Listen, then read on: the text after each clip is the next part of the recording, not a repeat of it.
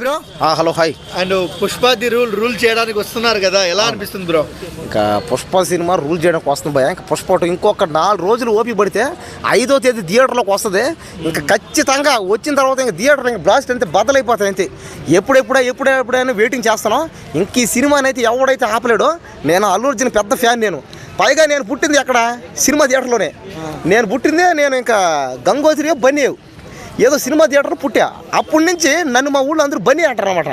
కొంతమంది బన్నీ అంటారు, కొంతమంది చెడ్డీ అంటారు, కొంతమంది డైర్ అంటారు, కొంతమంది నిక్కర్ అంటారు. ఇంకా అల్లు అర్జున్ నేను పెద్ద ఫ్యాన్. నేను ఖచ్చితంగా ఈ సినిమా భయ 1,00,000 కోట్లు రాకపోతే 1,00,000 కోట్లు రాకపోతే నేను ఇంక ఈ పార్క్ కాడ రానైతే.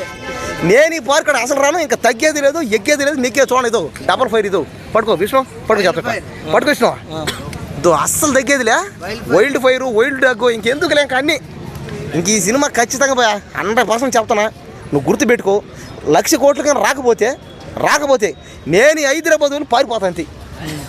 ఖచ్చితంగా 100%. ఇంకా హైదరాబాద్ కనపడను ఇంకా నేను. ఓకే. అండ్ హీరో అంటే అల్లు అర్జున్ గారు, రష్మిక మందన్ గారు కెమిస్ట్రీ ఎలా అనిపించింది అన్న నీకు? సాంగ్స్ కెమిస్ట్రీ అయితే వర్కౌట్ చాలా బాగుంది. ఎందుకంటే రొమాన్స్ చేస్తున్నాడు భయ, బాబా ఎర్రగా చేస్తున్నాడు. ఎందుకంటే భారీ మాట భర్త ఇంటి ఎలా ఉంటుందో చూపిస్తానే. అబ్బా చించేస్తున్నాడు అంతే. యాక్టింగ్ చంపేస్తున్నాడు, ఎర్రగా తీసి వేస్తున్నాడు. అసలు ఎక్కడ తగ్గేదిలే అంటున్నాడు అంతే. అసలు తగ్గేదిలే, డబల్ తగ్గేదిలే. కేక సూపర్. ఎందుకంటే ఇలాంటి చేయడం వల్ల ఏమవుద్దంటే, పెద్ద హీరోలు వచ్చి రొమాన్స్ చేస్తే చిన్న హీరోలు కూడా ఎంకరేజ్మెంట్ అనమాట. అంటే చేసేదాన్ని బాగుంటుంది. అంటే మీరు కూడా చేయండి ఇట్లా. ఎందుకంటే నేను ఇంత పెద్ద హీరోని, నేను కొన్ని 1,000 కోట్లు 1,00,000 కోట్లు సంపాదిస్తున్నా.